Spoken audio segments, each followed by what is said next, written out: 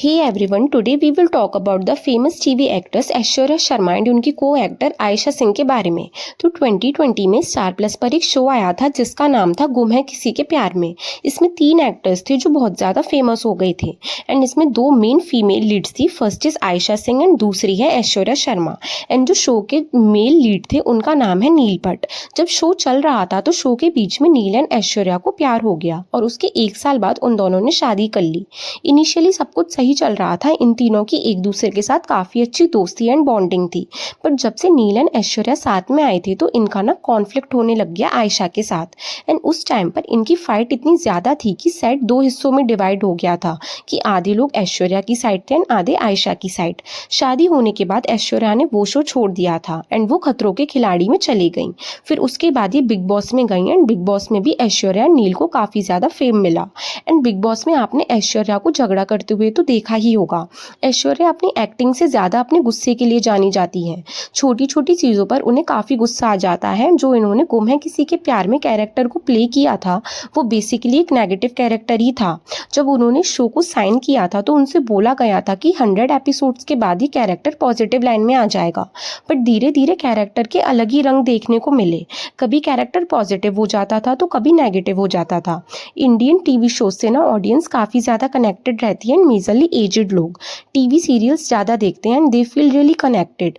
Netflix YouTube के आ जाने के बाद भी टीवी सीरियल्स का क्रेज़ कम नहीं हुआ है। तो यहाँ पर एज वी कैन सी जो मेन लीड थे वो हीरो के साथ शादी नहीं करी, उन्होंने विलन के साथ करी।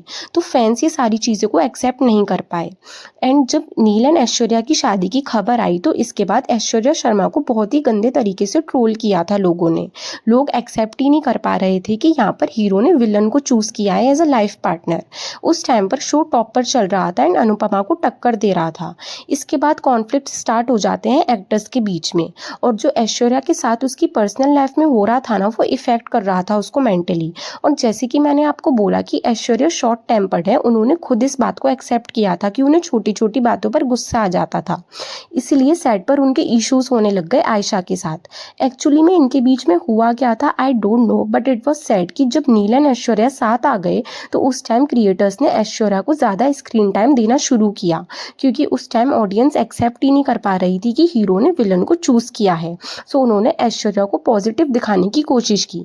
ये सारी चीज़ें आयशा को पसंद नहीं आई और जब नील एंड ऐश्वर्या साथ आ गए तो लोग ऐश्वर्या को सोशल मीडिया पर टैग करके पोस्ट करते थे एंड उन पोस्ट में ऐश्वर्या के बारे में काफ़ी बुरी बुरी चीज़ें लिखी जाती थी। ऐश्वर्या एंड आयशा के बीच में जो भी कॉन्फ्लिक्ट्स चल रहे थे उसकी वजह से ऐश्वर्या ने शो छोड़ दिया था एंड रीज़न उन्होंने ये दिया था कि वो इस शो को लेके बोर हो गई हैं एंड वो रोल को लेके भी। इसके बाद मेकर्स ने शो में लीप लिया एंड पूरा जनरेशन ही शो में से हटा दिया।